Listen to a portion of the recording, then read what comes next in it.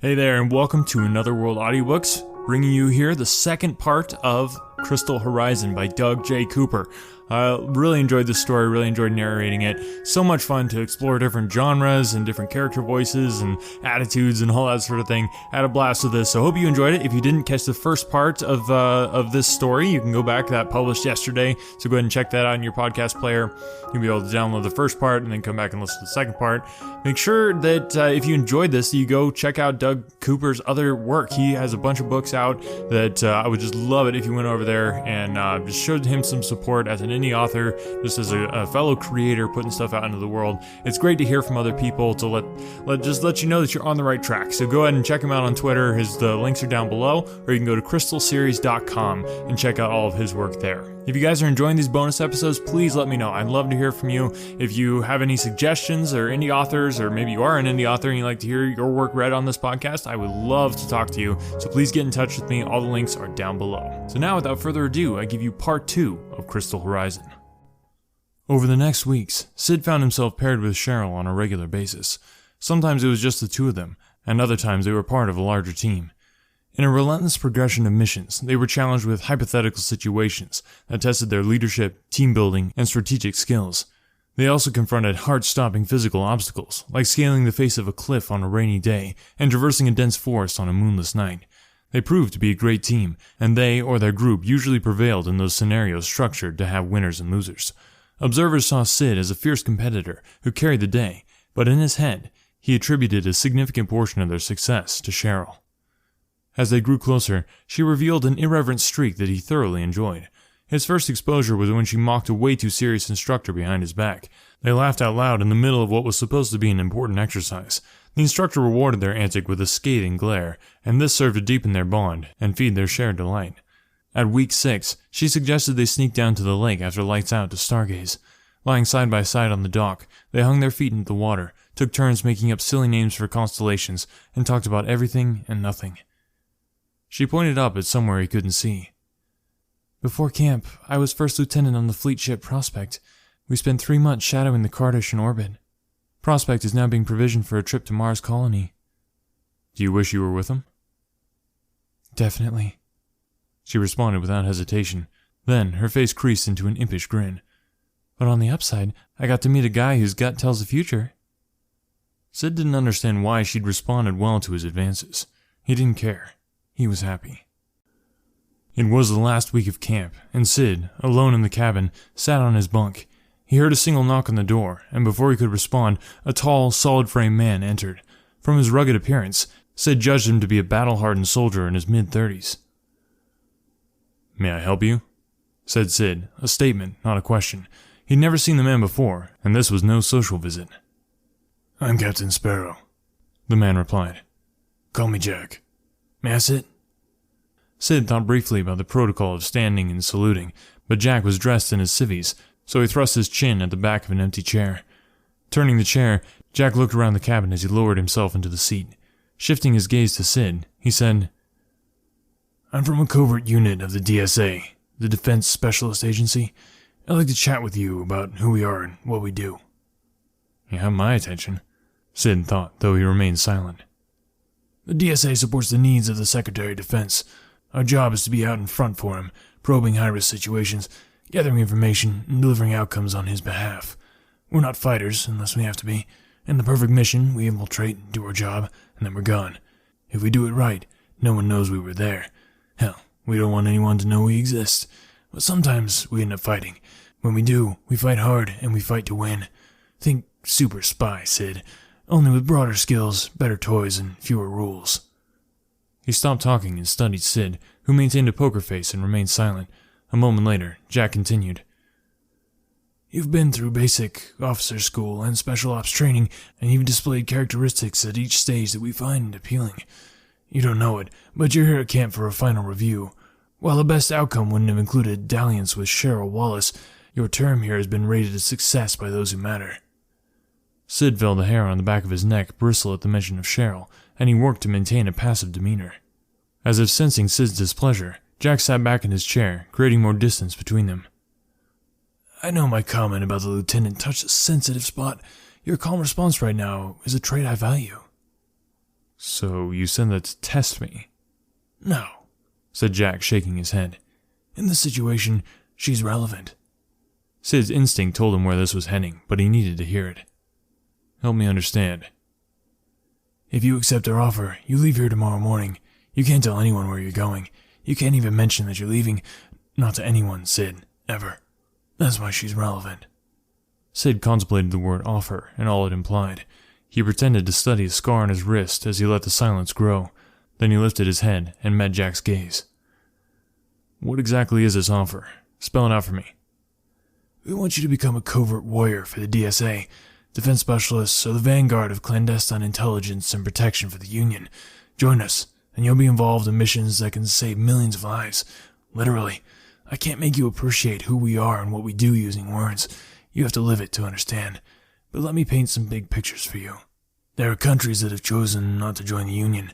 A few have become aggressive, and their actions create a dangerous situation for innocents. In the past years alone, my DSA team went into hostile territory 7 times to assess the situation and perform sensitive, I call them tasks, that change the dynamic on the ground and save lives. Jack's comm sent an alert, and he checked it as he talked. Right now, a high priority is the alien spacecraft that's orbiting Earth. The agency is spending a lot of resources trying to get actionable intelligence on the Kardish, so the Secretary has something to work with. He looked Sid in the eye. The offer is to become a member of my team. The offer is live, but I need an answer. Shaking his head, Sid said, Let's start by slowing down. I don't know you, and I don't know what to make of your pitch. What you described sounds interesting, but I'm not sure what parts are real. Maybe all of it, maybe it's all bull. Your only credibility right now is that you're here inside camp. That's a plus given the security of this place, but it's not enough. This time, it was Jack's turn to remain silent. Sid mulled the situation and made a decision. Give me some names, people I know and trust, who can back up your story. You want references? Really? Jack looked at him for a long moment. Okay, check your comm. I've sent you 3 names. I'm not going to look while you're sitting there, thought Sid, but he was anxious to learn if the story checked out. He'd known from the start that doing well at camp led to big opportunities afterwards.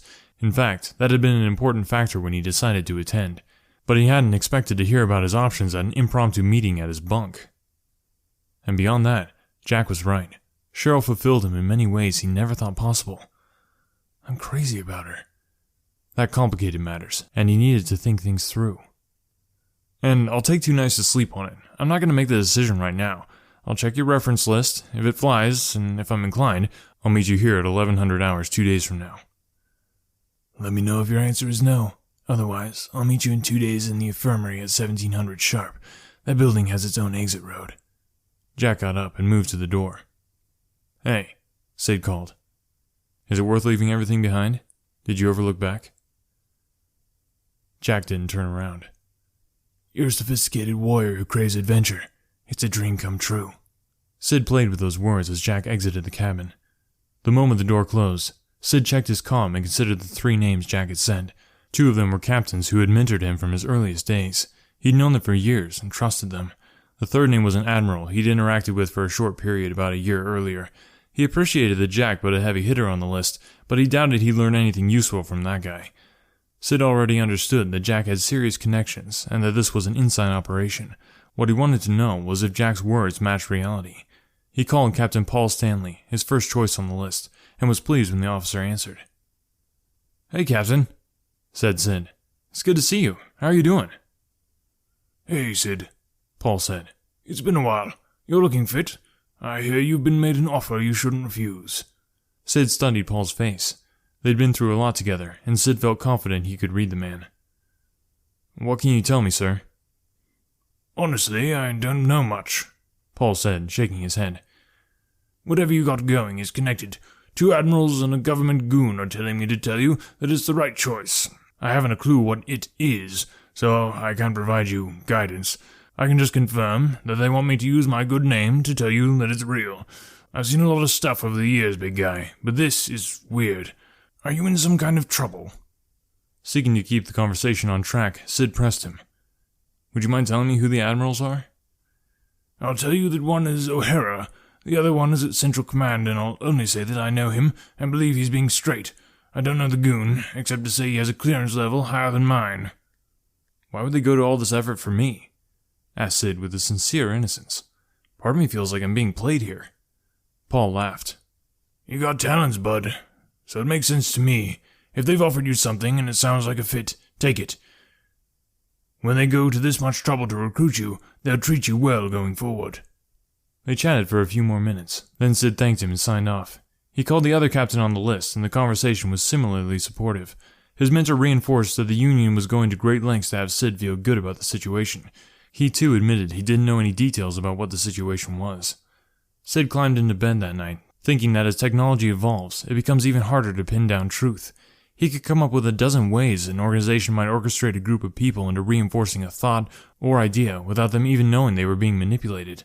This whole thing could be a deception, and he'd never know. Yet one item seemed indisputable. A powerful people wanted him to work for them, and as he closed his eyes, he relaxed his mind, hoping an answer would come to him in his sleep. Cheryl awoke next to Sid. They were a half-day's hike into the woods, and though the air was cool outside, it was warm inside their tent. They actually had 2 tents but never bothered to set hers up. It would have been a wasted effort. Their training scenario, the last one of camp, was constructed much like a treasure hunt. They needed to decipher clues to find the next secret location, which held clues to the next location, and so on until they found the hidden treasure. The first team to find it and bring it back to camp won bragging rights for that year's graduating class. The two didn't care about hidden treasure or bragging rights. They both wanted to use their time enjoying each other. She lay in his arms and thought about the man who captured her heart. He was kind and considerate in daily life. She loved his quiet confidence and was honest enough with herself to admit she was attracted to the hint of danger that lurked beneath his surface. He brought out the best in her. It was joyous to be in his arms. He interrupted her thoughts when he lifted his head. "Did you hear that?" he whispered. "No," she whispered back. "What did you hear? Is it someone or something?" He sat up and started pulling on his clothes.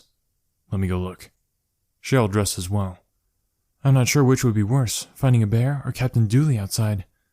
Sid opened a flap just enough to see into the morning light. "I think I caught his breakfast in my snare." She heard excitement in his voice, then she processed his words. "A snare? Yuck, I'm not interested in eating a little forest creature for breakfast." She was no longer worried about bears or captains. "Quick!" He spoke as if he were leading a campaign against the enemy. "Stay behind me while I check." He crept out of the tent and worked his way towards some brush near a stand of trees. She watched him with a mixture of confusion, fascination, and anticipation.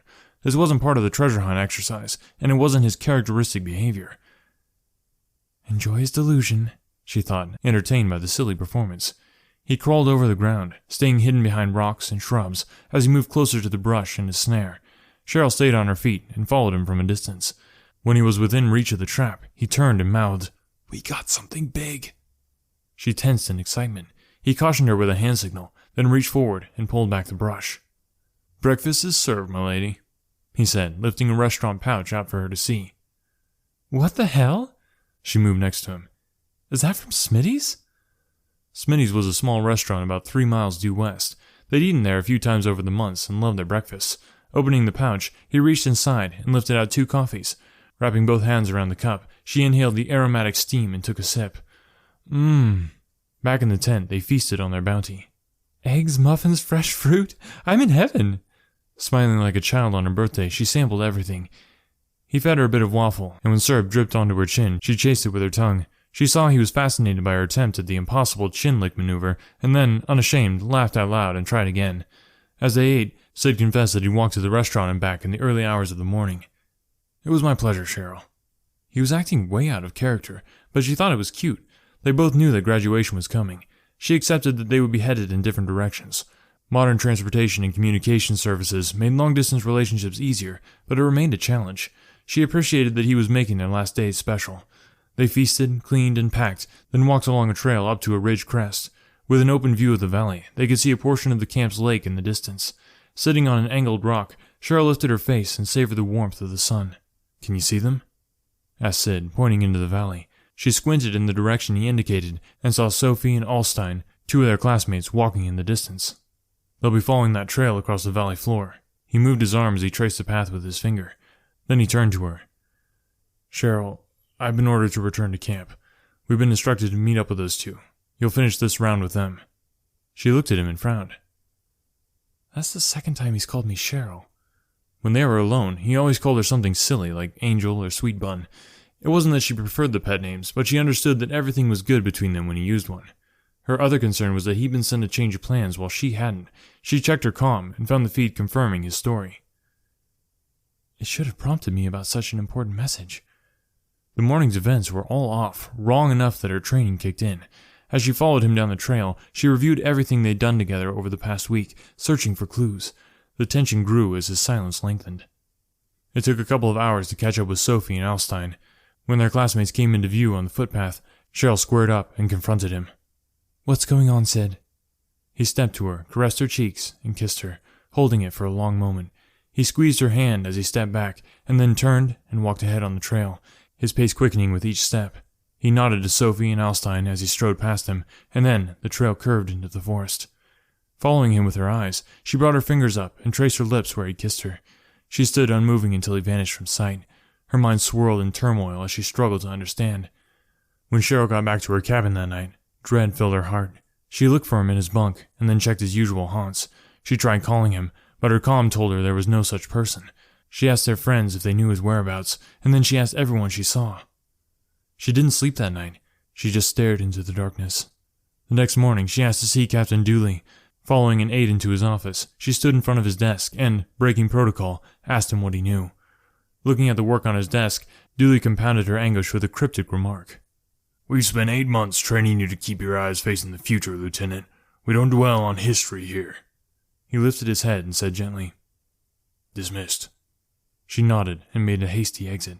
Back at her bunk, she spent the rest of the day working her comm, trying to figure out where he might be or how she might contact him. In spite of her substantial technical talents, as near as she could tell, Sid didn't exist and never had.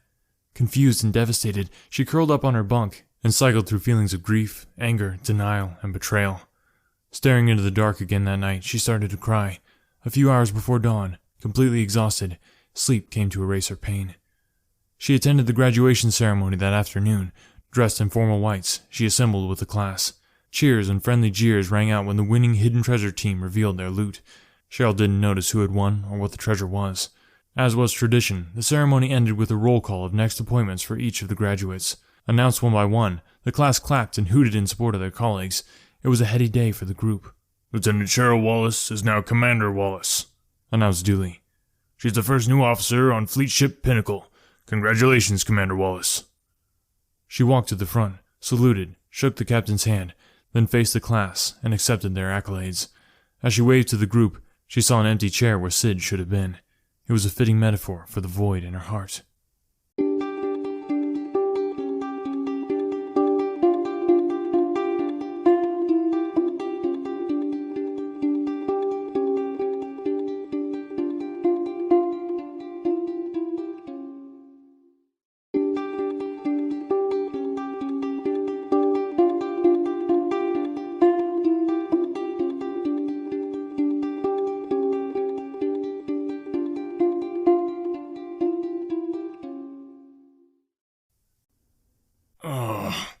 Sid moaned. He opened his eyes and closed them immediately when a wash of pain radiated through his body.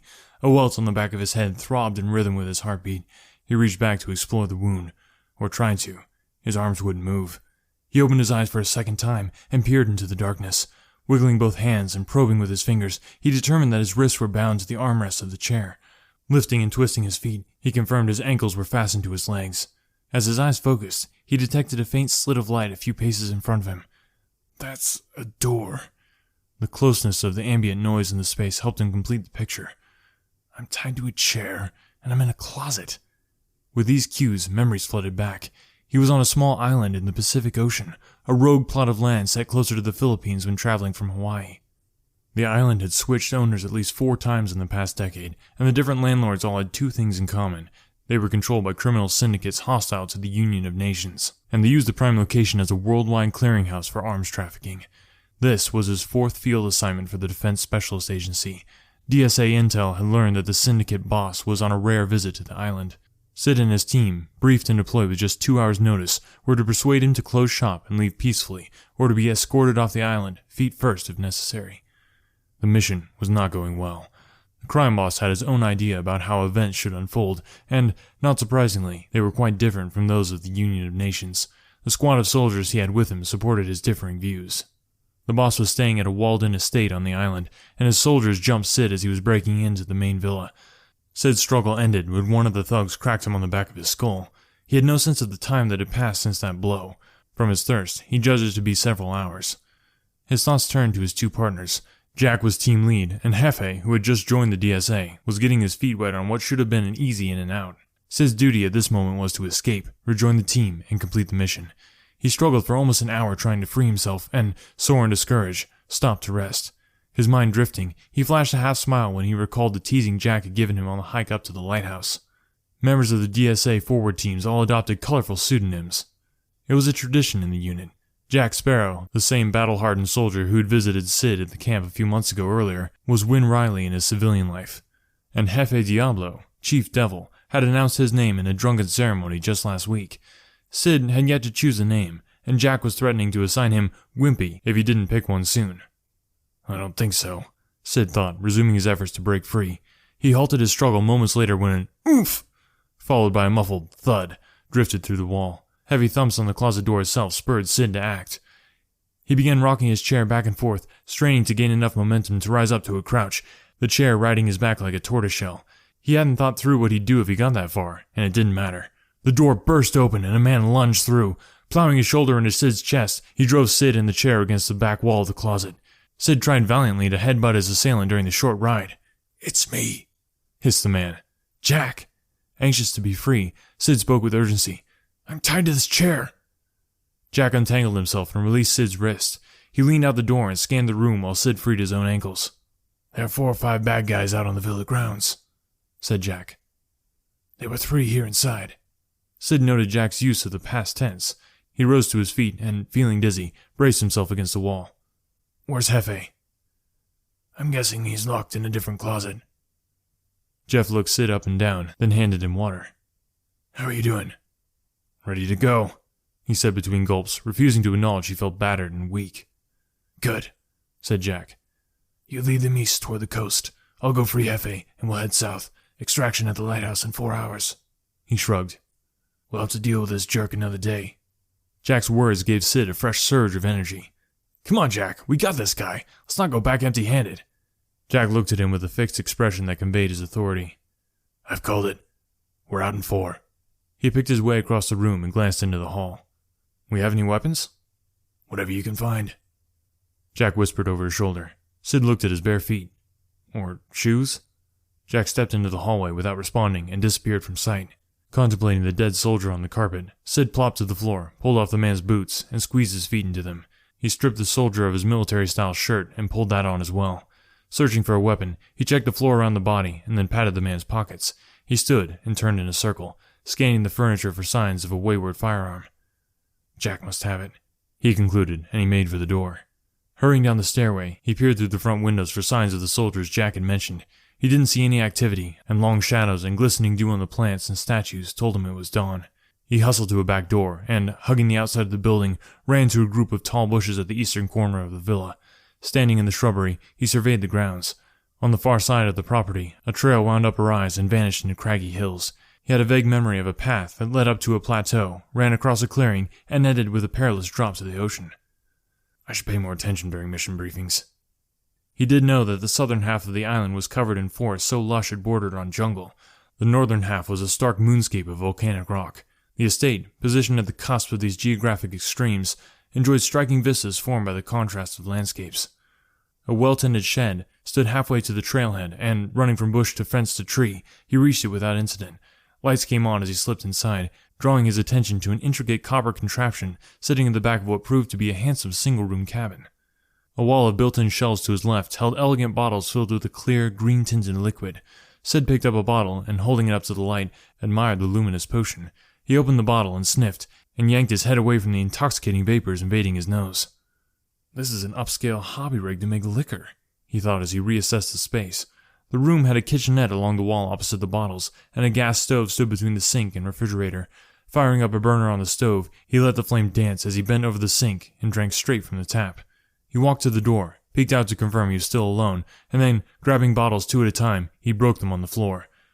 With the liquid from 24 bottles forming a shimmering puddle, he pulled down a note from the front of the fridge, lit a corner in the stovetop burner, and tossed the flaming scrap onto the bright green pool.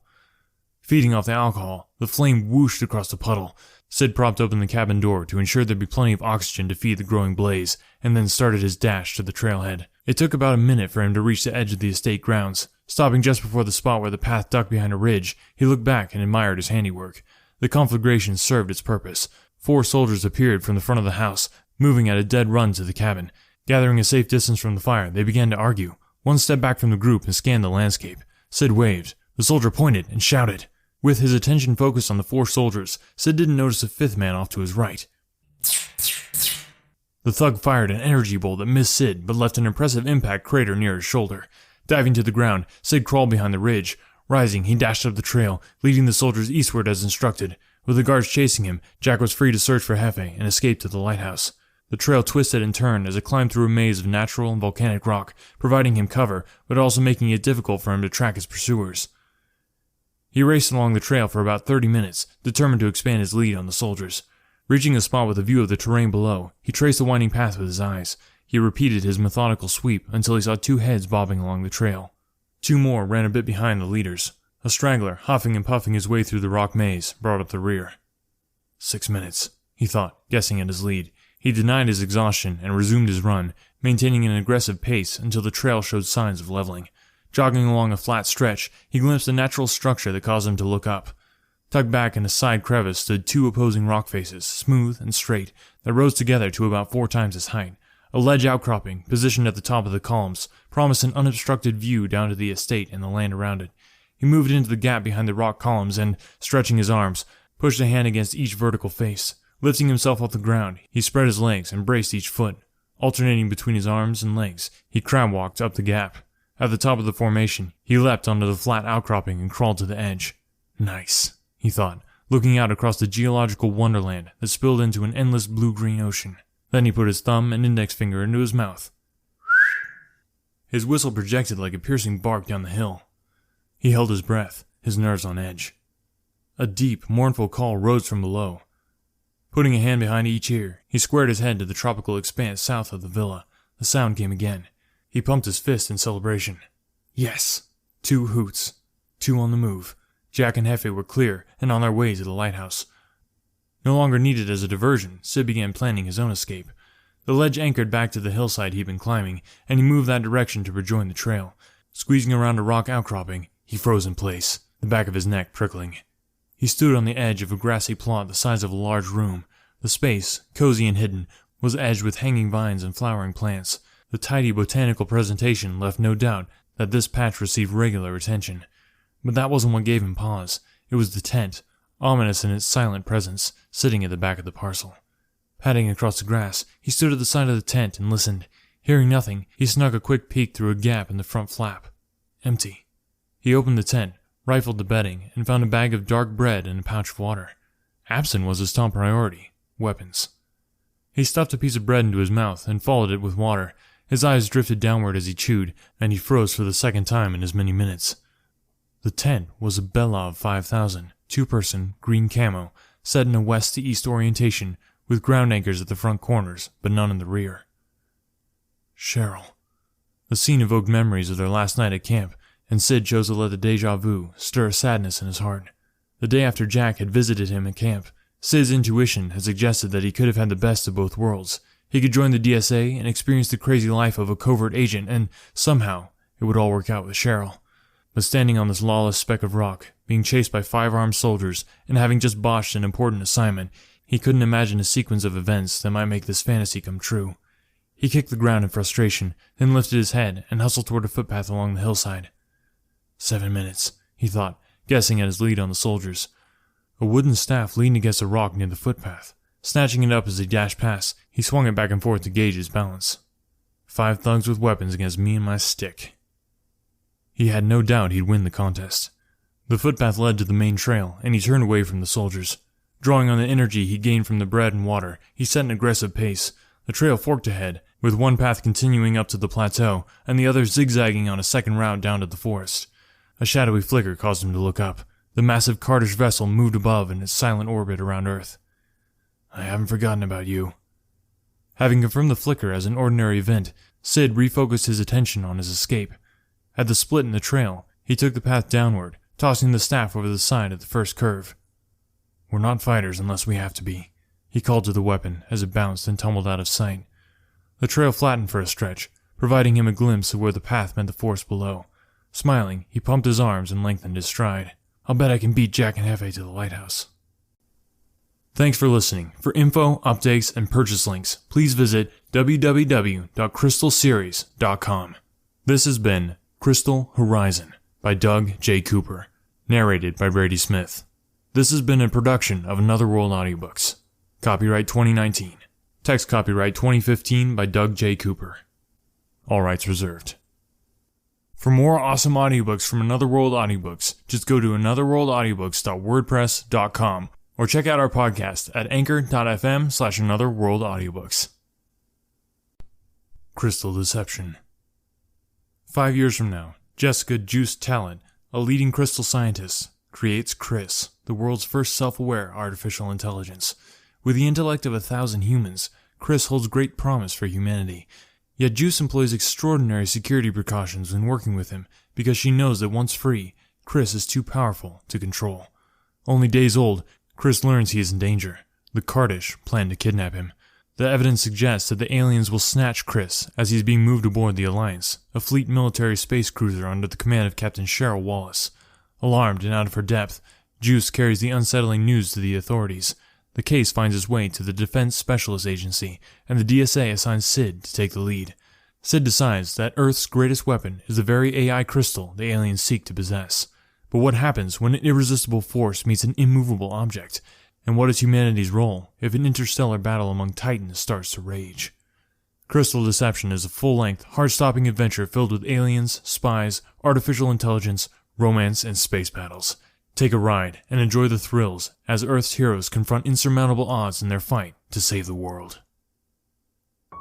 Alright, thanks guys so much for tuning in today and catching this bonus episode. Like I said, go back and listen to the first one if you haven't already, or go back even further and you can find, I don't know what number, we're at like 4 or 5 different indie authors that have done bonus episodes, so you can check those out. Those published during the midweek, and then we publish the weekly classic episode on Sundays, so you can go ahead and check out that. We've got Treasure Island, Pride and Prejudice, a bunch of Sherlock books, all sorts of stuff. So basically, whatever you want to hear, we got it. And if there's other stuff that you want to hear, great way to help me produce more content, get more stuff out into the world, is to consider donating. It's very simple to do. Just go to anchor.fm/anotherworldaudiobooks and you can just click on support this podcast. Any money is going to go toward helping me find somebody who can edit and paying them to help me edit the podcast so that I can produce more content. Editing is what takes up a lot of my time, and if I'm able to outsource that, then I'll be able to produce more content for you guys. Or if maybe you'd like to just volunteer to edit, if that's a skill set that you have and you'd be interested in doing that, love to hear from you.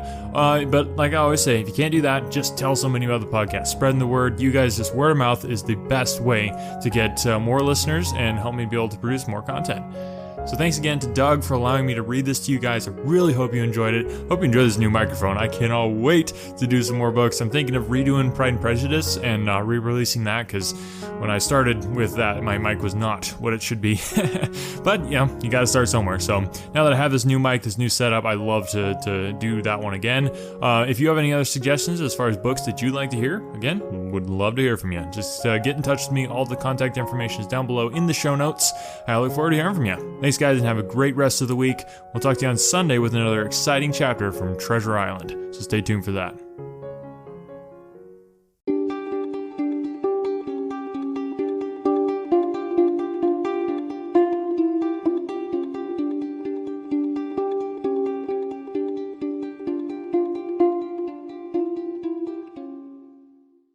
Don't worry, you aren't the only one. You aren't the only business that needs help.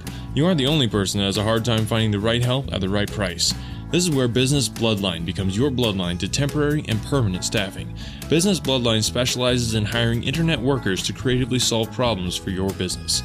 Business Bloodline does all the vetting and only delivers candidates that make sense for your needs and at a cost that you can afford. But 60 seconds isn't enough for me to tell you why hiring through Business Bloodline is safer, cheaper, and less time-consuming.